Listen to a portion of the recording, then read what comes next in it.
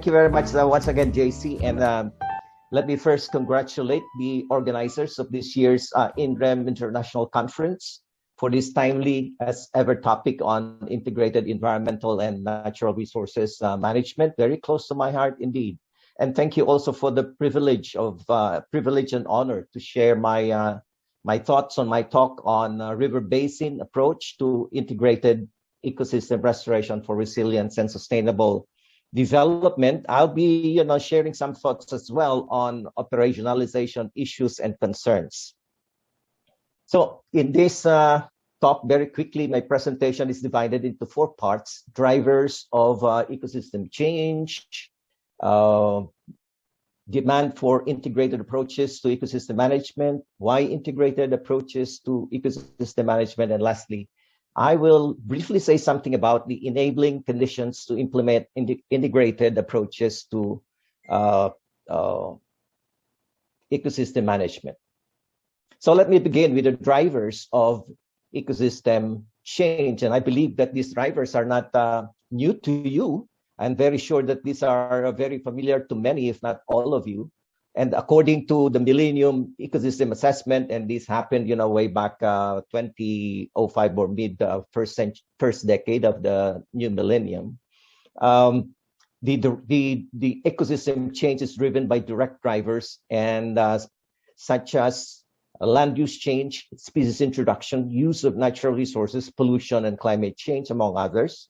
And of course, these direct drivers are underlain by indirect factors such as policies, population growth, science, and culture. And we know that these drivers change. As these drivers change, so do the ecosystems, with often negative consequences on human health, security, poverty, and other sustainable development goals. Still, according to MEA, most of the key drivers of ecosystem change at that time they conducted the initial assessment have either been increasing or continuing impacts on ecosystems, and there are good reasons to say that this is pretty much still where we are today. We see more intensification, for instance, and expansion of agriculture driven by land conversion and degradation. Now, it continues to drive changes in forests, grassland, savanna, and basically in general in natural ecosystems. And you can see in these slides, that majority of deforestation in Southeast Asia is driven largely by agriculture expansion, the bars in red, and then by forestry activities, bars in green, and to a much lesser but still significant degree by shifting cultivation and urbanization, yellow and purple respectively.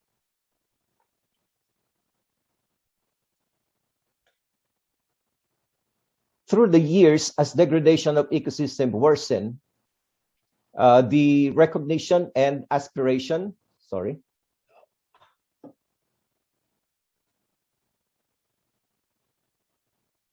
recognition and aspirations to use integrated approaches to ecosystem management, including restoration of degraded ecosystems, continues to grow. If you look at the 5 of the 8 pathways to achieving Aichi biodiversity targets described in the 2020 Global Biodiversity Outlook, all directly points, the 5 of the 8 pathways, as you can see on the screen, directly points to the need for the use of integrated and holistic approaches. For instance, landscape level spatial planning for conserving and restoring ecosystems, agroecological approaches to agriculture, integrated approach to water resources management, recognition of the interdependence between coastal and marine food production with healthy ecosystems, and integrated approach to promote healthy ecosystems and healthy people. The goals of the environment and natural resources sector, particularly on terrestrial ecosystems, as you can see on this slide,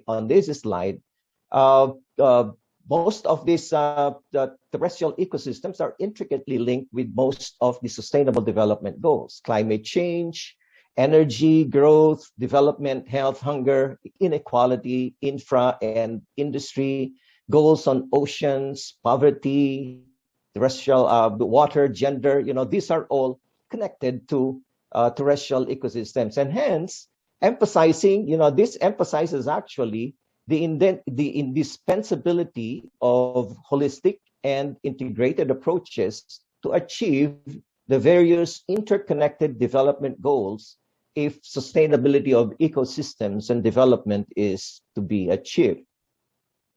Now, let's look more closely at some of the principal arguments for the use of integrated approaches to ecosystem management. I'd like to believe that the interconnectivity of ecosystems within a landscape unit, such as in a watershed or river basin, has been steadily growing in the right direction. The impacts and influences of forests and other upstream ecosystems on the midstream, downstream, and coastal and even marine ecosystems are now more appreciated than before. And the number of organizations and institutions have suggested the importance of the use of integrated approaches. This includes international funding agencies like World Bank, ADB, government agencies, multilateral bodies, such as, for instance, UNCBD, UNCCD, UNEP, and then many, most academic institutions are into this discourse of the use of integrated approaches already. And this conference and many other forums like this are testament to this. Likewise, the human and natural processes, including water and energy cycles, soil erosion and sedimentation, dispersal of genetic materials, transport of raw materials and products, and mobility of people, this served as links between ecosystems, and they are now increasingly being understood, shedding more light on how these processes may be properly considered in management and policy decision-making. Further, the importance of healthy forests characterized by robust biodiversity, stable and fertile soils, and intact hydrological processes contribute to healthy agro ecosystems, land and crop productivity, and protection against outbreaks of pests and diseases. Healthy forest is also essential to healthy wetlands, that includes lakes and rivers, and it's important to their biodiversity and productivity. Likewise, healthy forest is also essential to a healthy urban ecosystem where people are secure from natural hazards and industry and commerce are flourishing. And lastly, healthy forests contributes to maintaining a healthy coastal and marine ecosystem with sustainable productivity and ecosystem services. Conversely, the interconnection of unsustainable ecosystems, such as urban agro ecosystems and forest ecosystems, are becoming to be recognized and considered in situational and comprehensive problem analysis in planning and designing ecosystem management strategies.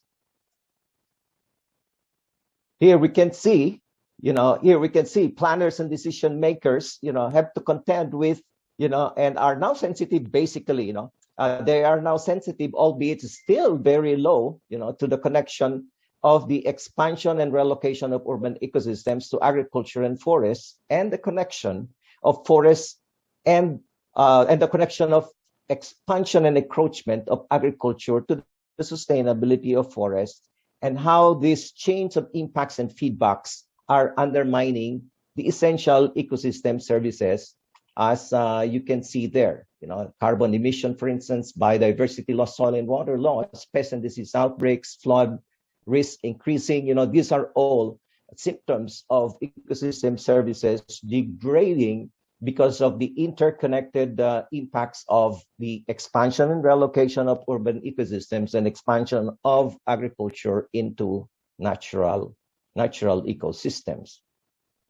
Alongside the need to solve the interconnected problems of ecosystem degradation in a landscape through integrated approaches is getting more attention now, even if mostly at the conceptual and theoretical stages.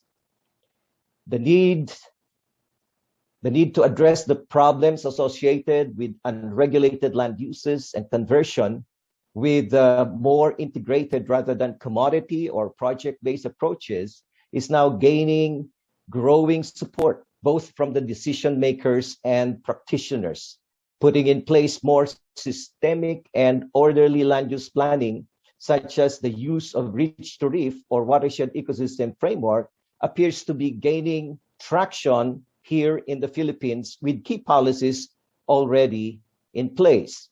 There is, for instance, there is guidelines for comprehensive land use planning using reach to reef framework, guidelines for watershed and ecosystem-based forest land use planning and protected area management planning, an integrated approach to sustainable agriculture and fishery development. One of the major rationale for using integrated approaches, particularly to land use planning, is the fact that every land use decisions bear impacts on ecosystems.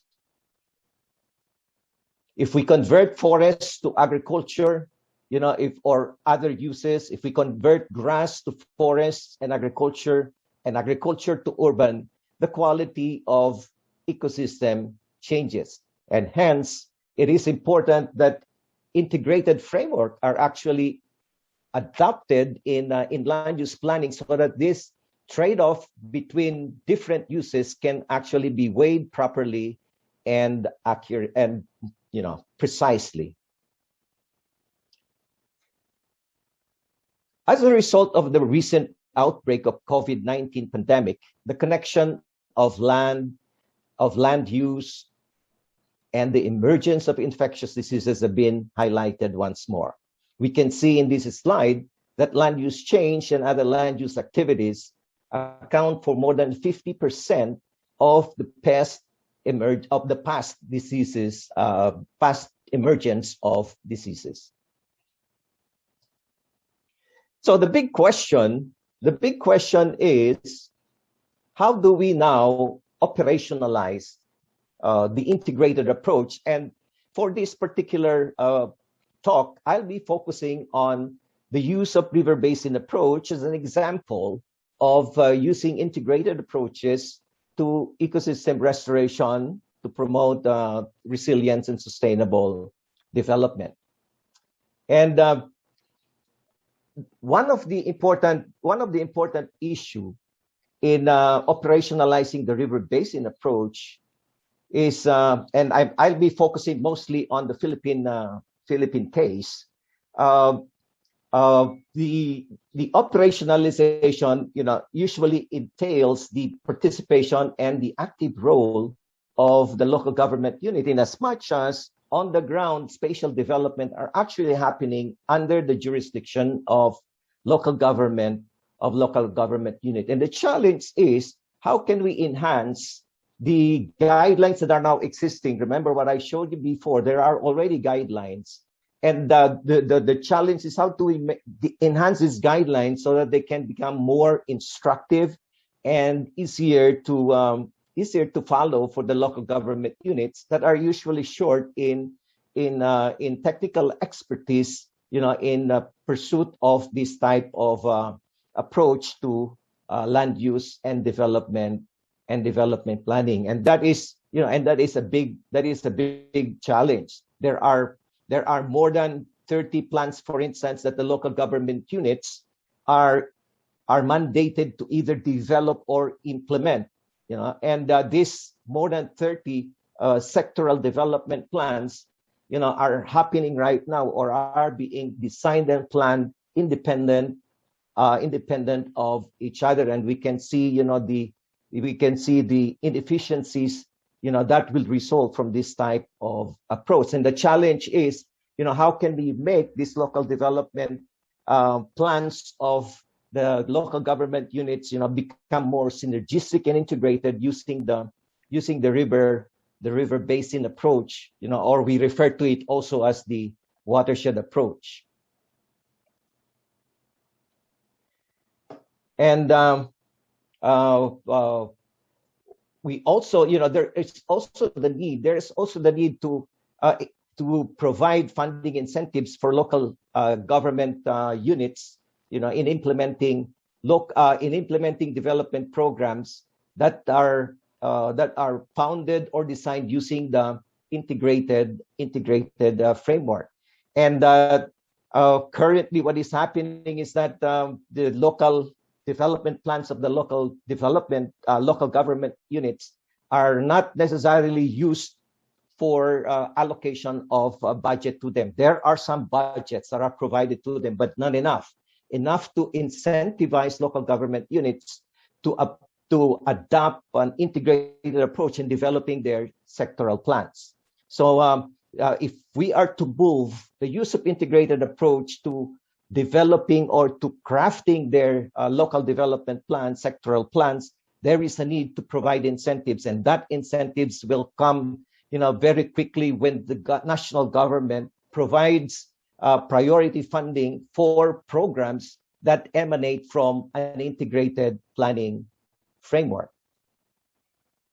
There is also a need to enhance the medium to long-term development planning at the national level using the integrated river basin approach for land use planning in order to promote optimal use of land and other natural resources and correct the imbalance between regional economic growth and the natural resources endowment.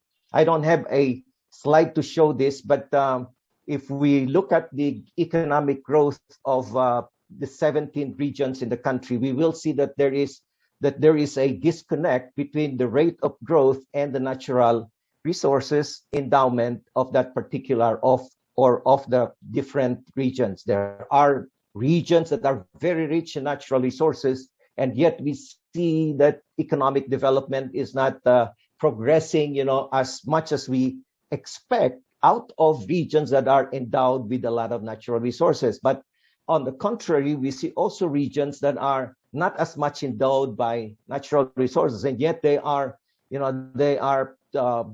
pursuing a very steep rate of economic development, which is to some can offer a lot of opportunities, but in others also will create a lot of problems in environment and impacting on our natural ecosystems.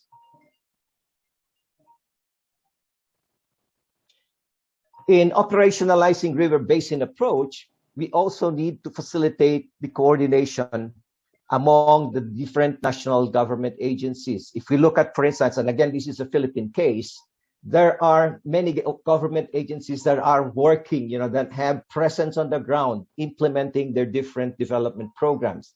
We have the Department of Environment and Natural Resources, for instance, the Indigenous Peoples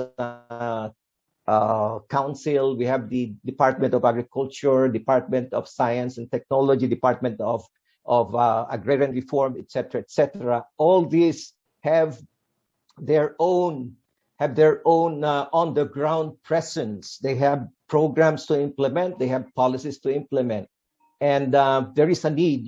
There is a need to improve the way these national government agencies are interfacing with one another in order to reduce inefficiencies, overlaps, arising from overlaps and duplications of investments on the ground. And this is such an important need if we are to operationalize the river basin approach to comprehensive land use planning and development in the Philippines. There's also the need to promote synergy of government programs. And as I said, with these different national government agencies, with presence on the ground, there is the need, to integrate, to synergize their different programs. There are a lot of ongoing national programs, and there is plenty of room. There's plenty of room for these programs to be there is plenty of room, to improve the synergy and coordination of these different programs if we are to expect the heightened impacts of these programs on development, and at the same time also on the sustainability of ecosystems. There is also the need to grow in the knowledge and science on the interconnections of ecosystems and how changes in the human and natural landscape are driving ecosystems to change along with its services. There is a need to build empirical information and data sets that are needed for planning purposes and decision-making processes through continuous and long-term ecosystem and landscape monitoring studies, such as what you can see on the screen. We need all types of data collection, all types of ecosystem observation systems to be set in place if we are to better understand how ecosystems are changing as the natural and the human environment are changing.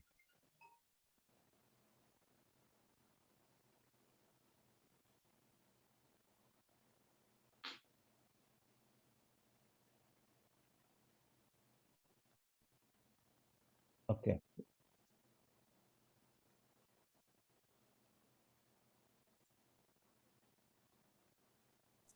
Sorry, I can see some messages popping up, and even my cellular phone. Is that secretariat or organization trying to contact me? I'm sorry. No, so I just proceed. You can still hear me? Yes, sir. You have 5 minutes. Okay. Okay. Thank you very much. Yeah.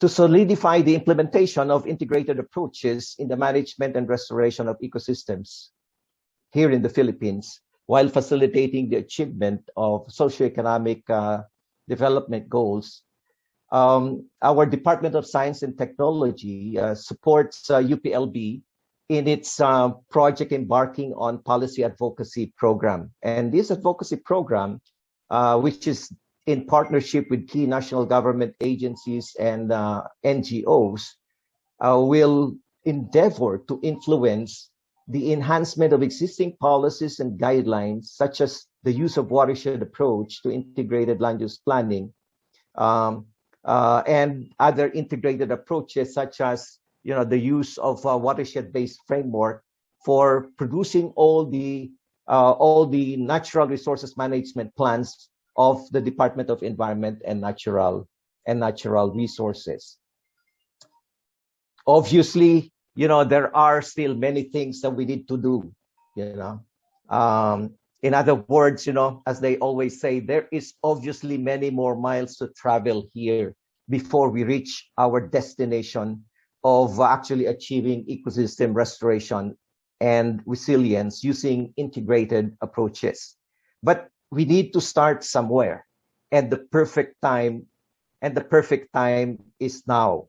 And I hope that this conference will bring more ideas to each one of us, so that when we return to our respective offices, respective tasks and responsibilities related to our environment and natural resources, we will have something to contribute new, and hopefully that new contributions will actually enhance the way we are doing things right now in relation to the management of environment and natural resources.